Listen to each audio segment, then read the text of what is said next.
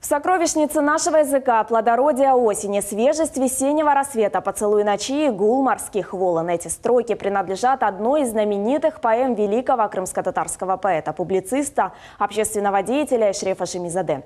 Сегодня 110 лет со дня его рождения. По всему Крыму проводятся памятные мероприятия. Одно из таких состоялось в Евпатории, но и еще в Симферополе. Выступление артистов, песни на стихи классика, именитые гости. Айша Шулакова продолжит. Будет вечным напоминанием о той жизни, о той эпохе, в которой жил и творил великий наш Эшреф Шемизаде. Эти фотографии евпаториец поэт Медат Аблялимов собирал более 20 лет. На старых снимках изображен поэт, литературовед, переводчик Эшреф Шемизаде. Это часть жизни и творчества классика и его близких. Фотодокументы Медат Ага собрал за годы работы внештатным корреспондентом в газете «Ленин Байрагы» еще в Узбекистане. Они представляют историческую ценность. Все экспонаты будут переданы в музей. А пока они украшают фотовыставку в Текие Дервишей. Эшреф Ага тоже доводится мне родственником. Здесь вот обратите внимание, вот на этом снимке Эшреф Ага дома у нас в гостях. Это мой дядя, это юный молодой Реза Фазл, это Эшреф Ага. Наша семейная дружба с давних времен связывает тесной дружбой. Здесь на этом снимке наш незабвенный Вильдан. С ними это в Ташкенте, в сквере революции мы сняли. Здесь документы очень исторического даже характера есть. Эшреф Шемизаде – крымско-татарский поэт, критик, литературовед и переводчик. Уже 18 лет талантливый юноша стал редактором молодежного журнала «Козяйдын. Радостная весть». Участвовал в переходе крымско-татарской письменности с арабского алфавита на латинский. Даже попал в большую советскую энциклопедию. А затем лагеря, гонения и жизнь в ссылке. Даже статью из энциклопедии удалили. 8 лет провел в тюрьмах и сталинских лагерях за борьбу за крымско-татарский народ.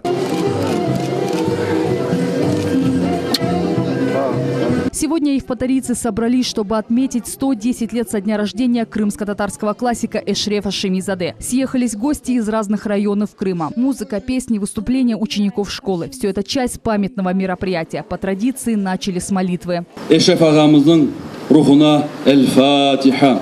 Легендарная певица, исполнительница крымско-татарского песенного фольклора Урия Керменчикли исполнила песню на стихи поэта Рустем. Много лет эту песню считали народной. Однако автором текста является Эшреф Шемизаде, а музыки – композитор Ильяс Бахшиш.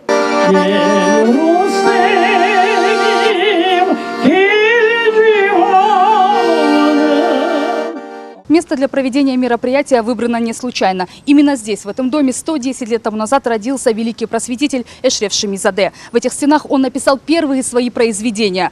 В его честь здесь установлена мемориальная доска.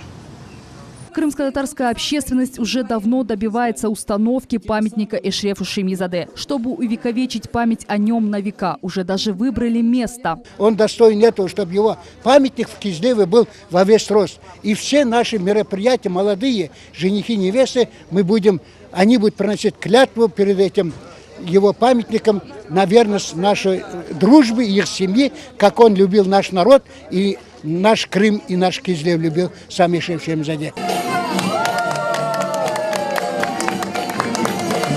Печатная машинка, очки, каракулевая шапка, ручка, телефон, даже будильник. Все это личные вещи крымско-татарского поэта. В Симферополе в крымско-татарской библиотеке имени Исмаила Гаспринского открылась выставка. Почтить память просветителя собралась интеллигенция. Поэты, писатели, артисты, общественные деятели. Эшреф Ага отлично владел степным диалектом. Он также хорошо знал и литературный язык, использовал его в своих произведениях. У него был богатый словарный запас. Вклад Эшрефа Шемизаде в крымско-татарскую литературу трудно переоценить. Он не только творил сам, но и воспитал целую плеяду поэтов и писателей. Бессмертные произведения поэта и сейчас служат делу возрождения и развития крымско-татарской культуры. Айша Шулакова, Виталий Голубев, телеканал «Миллион».